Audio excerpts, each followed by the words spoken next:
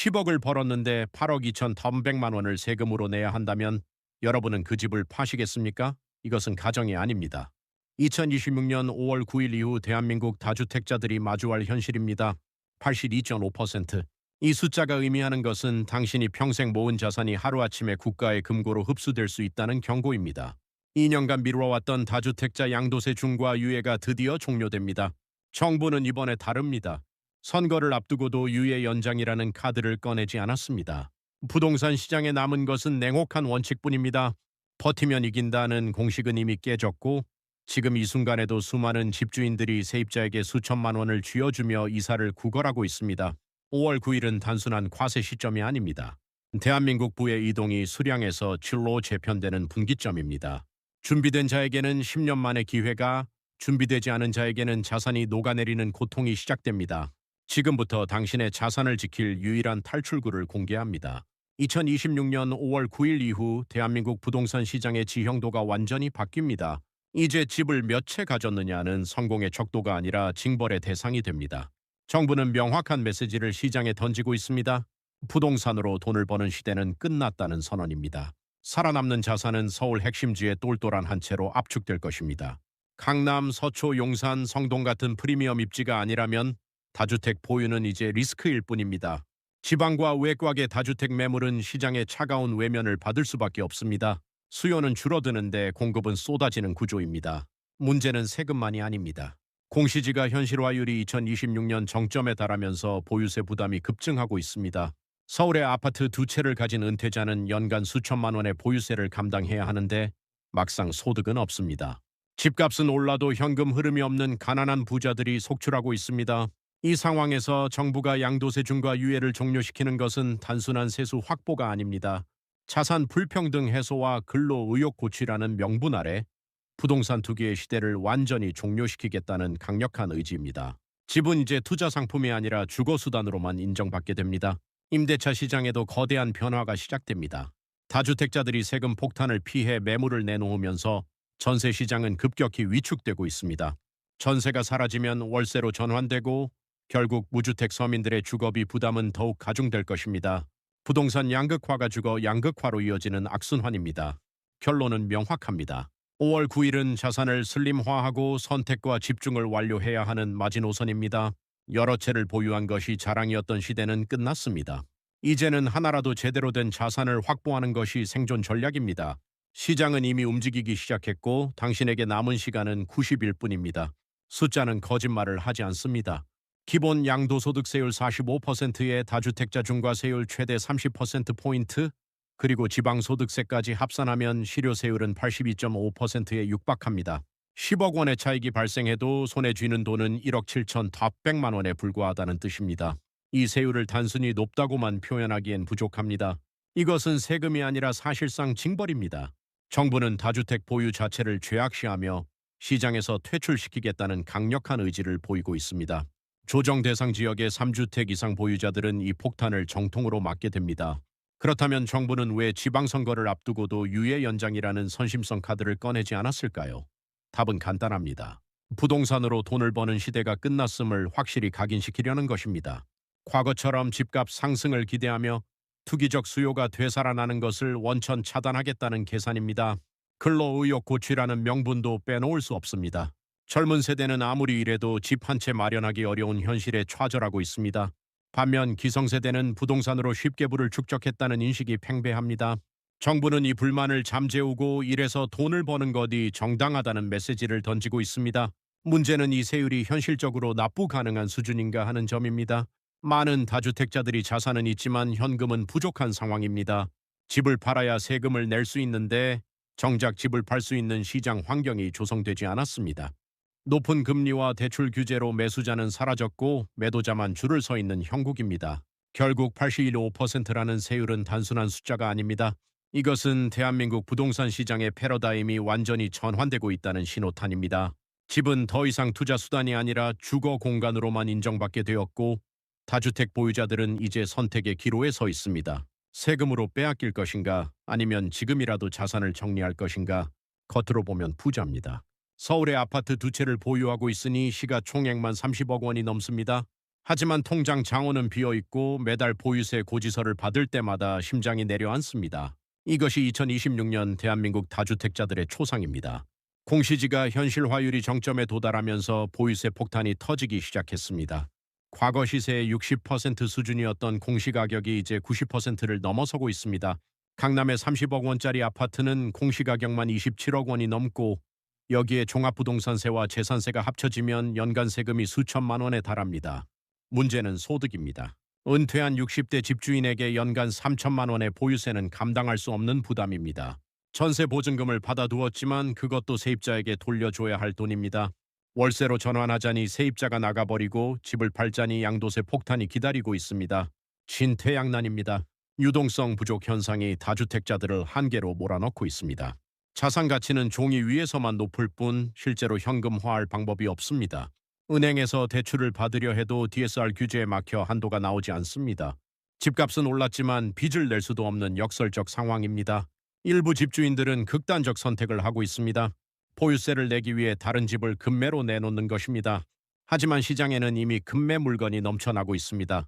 모두가 파는데 사는 사람이 없으니 가격은 계속 내려갑니다. 악순환의 시작입니다. 가장 비극적인 것은 이 모든 상황이 예견되었다는 점입니다.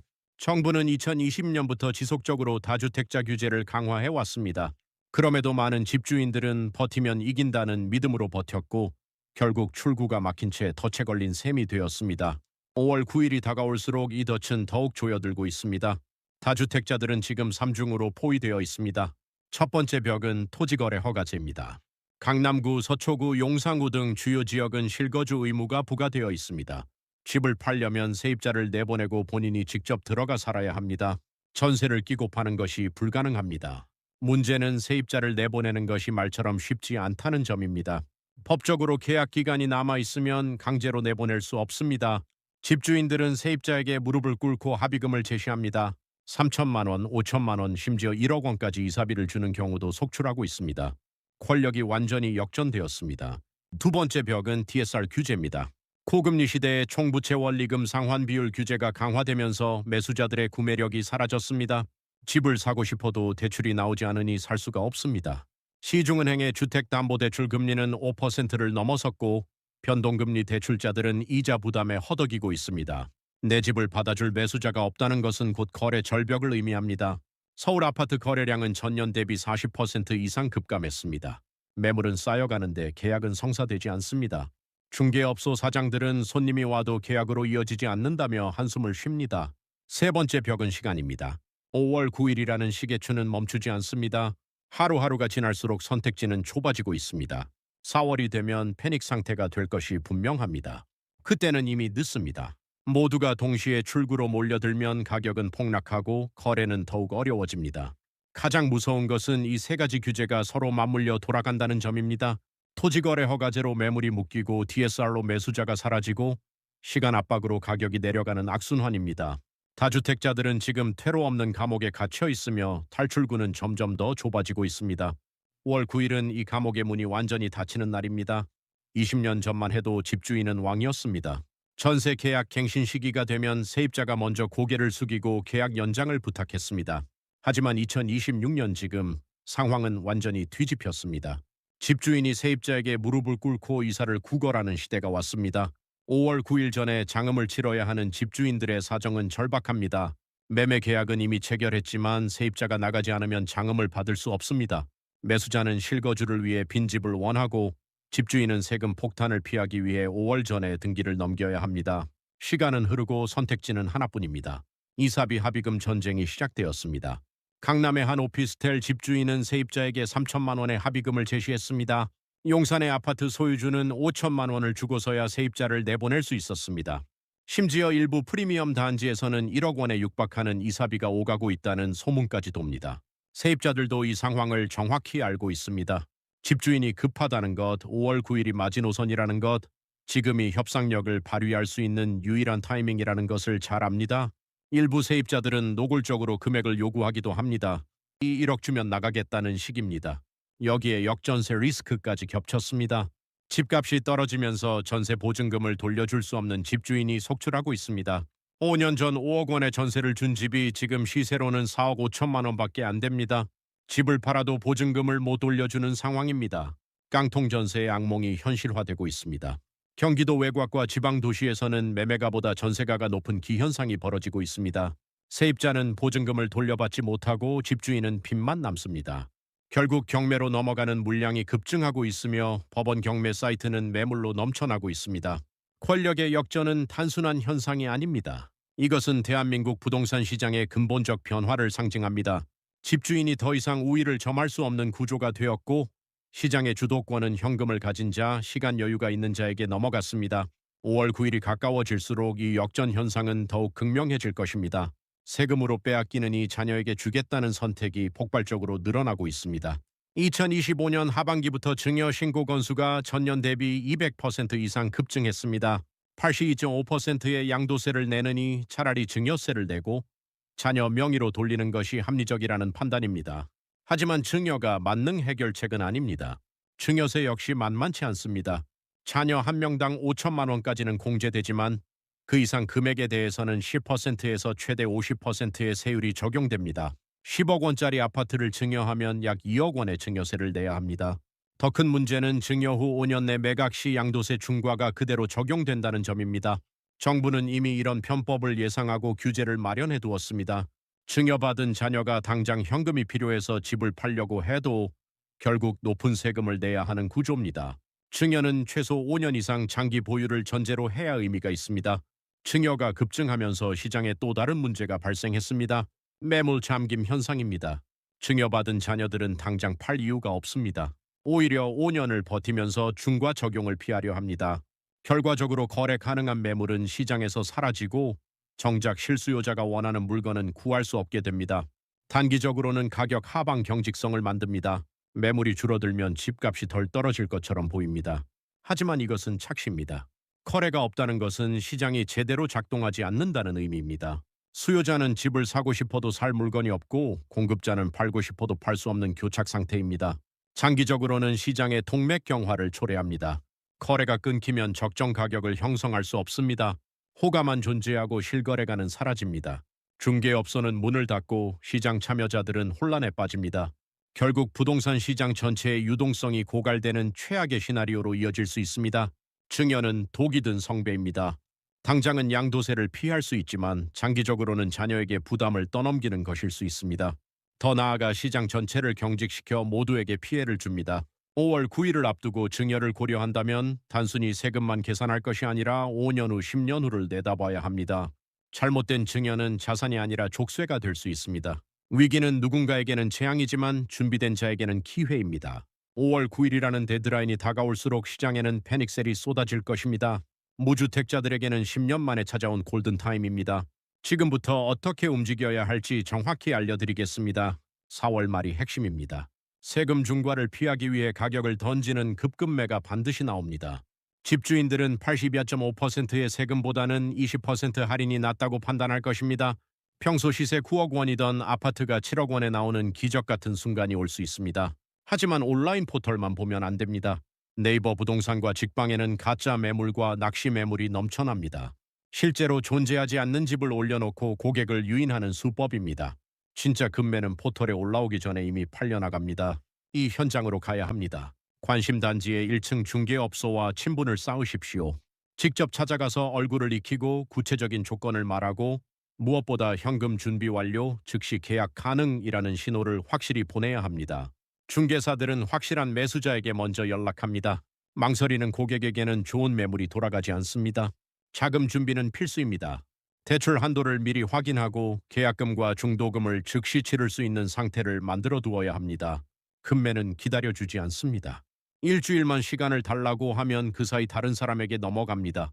현금 동원력이 곧 협상력입니다. 입지를 타협하지 마십시오. 아무리 싸도 가치 없는 곳은 결국 손해입니다. 서울 핵심지, 역세권, 학군, 재건축 가능성 등 기본 입지 조건을 충족하는 곳에서만 금매를 노려야 합니다. 외곽과 지방의 싼 집은 앞으로 더 떨어질 가능성이 높습니다.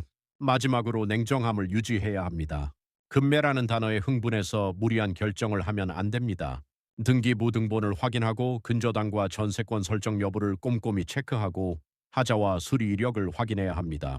싸게 사는 것보다 제대로 사는 것이 중요합니다. 5월 9일은 무주택자에게 평생 한 번 올까 말까 한 기회입니다. 철저히 준비하고 냉정하게 실행하십시오. 다주택자들에게는 이제 선택의 시간이 왔습니다. 모든 것을 지키려다 모든 것을 잃을 수 있습니다. 자산을 슬림화하고 핵심만 남기는 전략이 유일한 생존법입니다. 지금부터 구체적인 실행 방안을 말씀드리겠습니다. 첫 번째, 자산 리밸런싱입니다. 지방과 외곽에 가망 없는 주택은 과감히 손절해야 합니다.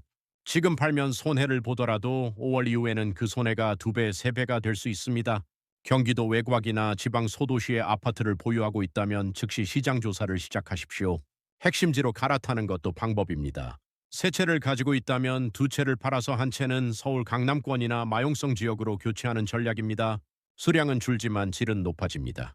장기적으로 봤을 때 프리미엄 입지의 한 채가 평범한 입지의 세 채보다 안전합니다. 현금 비중을 높이는 것도 고려해야 합니다. 부동산 시장이 불확실할 때는 유동성 확보가 최우선입니다. 지금 집을 팔아 현금을 확보해두면 향후 시장이 바닥을 칠 때 더 좋은 조건으로 재진입할 수 있습니다. 타이밍을 기다리는 여유가 생깁니다. 두 번째, 세무 상담은 필수입니다. 증여가 나을지 매매가 나을지 아니면 임대사업자로 전환하는 것이 나을지는 개인의 상황에 따라 다릅니다. 보유주택의 취득 시기, 공시가격, 가족 구성, 소득 수준 등 모든 변수를 고려해서 시뮬레이션을 돌려야 합니다. 전문 세무사를 찾아가십시오. 인터넷 정보만으로는 부족합니다. 실제 세액을 계산해보고 여러 시나리오를 비교해봐야 합니다. 지금 30만 원, 50만 원의 상담료가 아까워서 수천만 원, 수억 원의 세금을 더 내는 어리석음을 범하지 마십시오. 타이밍이 전부입니다. 5월이 되면 이미 늦습니다. 4월에는 시장이 패닉 상태가 되고 제대로 된 거래가 이루어지지 않을 것입니다. 지금 이 순간 2월과 3월이 실질적으로 움직일 수 있는 마지막 기회입니다. 결정을 미루면 미룰수록 선택지는 좁아집니다. 마지막으로 감정을 배제하십시오. 이 집에 추억이 있어서 조금만 더 버티면 오를 것 같아서 라는 생각은 위험합니다. 시장은 감정을 고려하지 않습니다. 냉정하게 숫자로 판단하고 합리적으로 결정해야 합니다. 5월 9일은 누구에게나 평등하게 다가옵니다. 준비된 자만이 살아남습니다. 부동산은 이제 소유의 시대에서 활용의 시대로 넘어갔습니다. 집을 많이 가진 것이 부의 상징이었던 시절은 끝났습니다. 이제는 제대로 된 한 채를 갖는 것이 진정한 자산입니다. 5월 9일은 단순한 세금 부과일이 아니라 대한민국 부동산 시장의 패러다임이 완전히 전환되는 분기점입니다. 준비된 자에게는 상급지로 진입하는 사다리가 보일 것입니다. 무주택자는 10년 만에 기회를 잡을 수 있고 다주택자는 자산을 슬림화해서 더 견고한 포트폴리오를 구축할 수 있습니다. 반면 준비되지 않은 자에게는 자산이 녹아내리는 고통이 시작될 것입니다. 지금 이 순간에도 시계는 흘러가고 있습니다. 90일이라는 시간은 길어 보이지만 실제로는 순식간입니다. 결정을 내리고 실행하고 마무리하기에 충분하지 않은 시간입니다. 오늘 시작하지 않으면 내일은 더 어려워집니다. 망설임은 곧 기회비용입니다. 위기를 기회로 바꾸는 법, 저희 채널이 끝까지 함께하겠습니다. 부동산 시장의 변화를 정확히 분석하고 실전에서 쓸 수 있는 전략을 계속 제공하겠습니다. 5월 9일 이후의 세상을 함께 준비하시겠습니까? 오늘 내용이 유익했다면 구독과 좋아요 부탁드립니다. 여러분의 자산을 지키는 파수꾼이 되겠습니다.